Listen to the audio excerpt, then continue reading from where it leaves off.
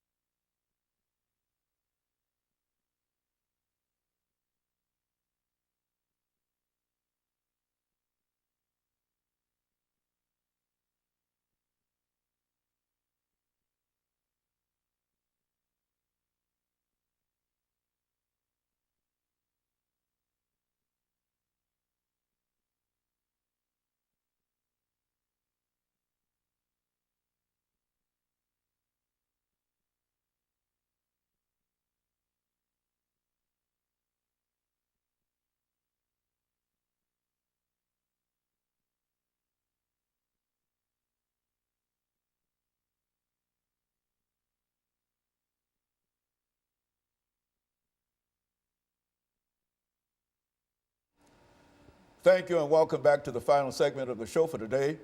We're talking to Pastor KWalker, Miss Erica Lanier, and Mr. Preston Stewart.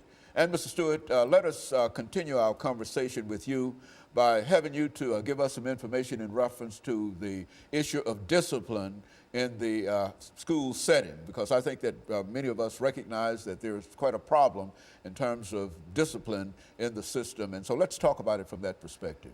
That's another area in which I'm very passionate about, is the fact that students are presenting certain types of behavior that they have to be disciplined and they have to be suspended from school. They put in school suspension.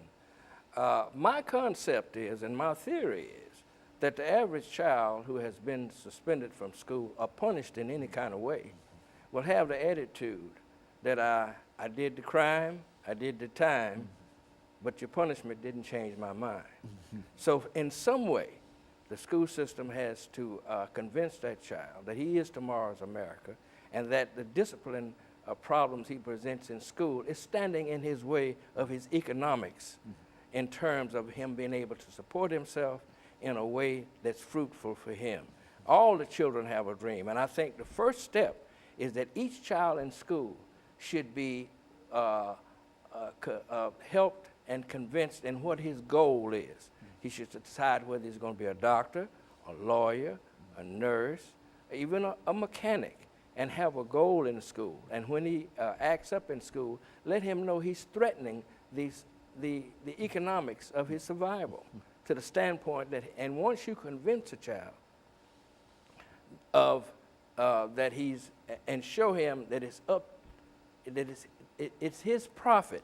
It profits him to behave a certain way in school to his advantage, to have a certain attitude. And let him know that his attitude determines his altitude.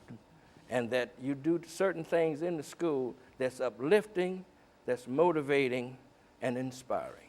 Mr. Lanier, when you think about the metropolitan school system and you think in terms of being a female, let's look at it from a female's perspective. What are some of the issues in the system within the framework of what we're talking about today? What are some of the issues in the system that young females are concerned about or should be concerned about? How does that work? I think a big factor, and especially since the Metropolitan Nashville Public School Board, as recently as this year, has updated policies on zero tolerance.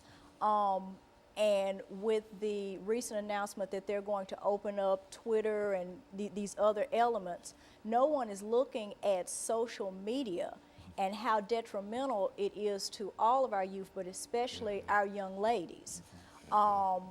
Bullying is totally different than when we were in school and they pulled our pigtails or, or pushed us or maybe tripped us. There are some very nasty things that are communicated about these young ladies and to these young ladies. And sadly, you know, we're hearing, you know, more, you know, attempts of suicide, and also, young ladies are not realizing that things that they may do at social media today, just as if you robbed a bank, will follow you in essence in the future. I have a friend who deals with student aid, and she said that one of the first things they do before they decide whether or not they're going to give a student any type of financial aid is they go out on social media to see what type of student this is. So you could be a straight A student, never got in trouble, but because of one single misjudgment on social media, you know, be passed over for financial aid, for a job, or numerous other things. You know, Pastor, I think that that's one of the things that we rarely think about in terms of how detrimental some of this can be to our young people. And Absolutely. You know, Dr. Haney, here's what we want to really have the Metropolitan Nashville Public School system feel. We want them to feel the presence of the Educational Committee of the NAACP as well as the full backing of the NAACP when it comes to and relates to our children's education. We have an expectation, Dr. Haney, that if a person is in the school system as an educator, we have an expectation that when the parents send that child into that school system, that their child is being educated, that their child is being treated right, their child is being treated fairly, and being treated with a level of professionalism. We have an expectation that the principals in the system, when it comes to this zero tolerance thing, that they exercise more flexibility than they're exercising instead of just booting the children out of the school system as a whole, you know, in terms of, and rather than trying to find a way to teach them. Well, Mr. Stewart talks very well about this character education. So if we got zero tolerance and you got the possibility, the potential of character education, which is active in some school systems, I think in Texas, Houston and stuff like that.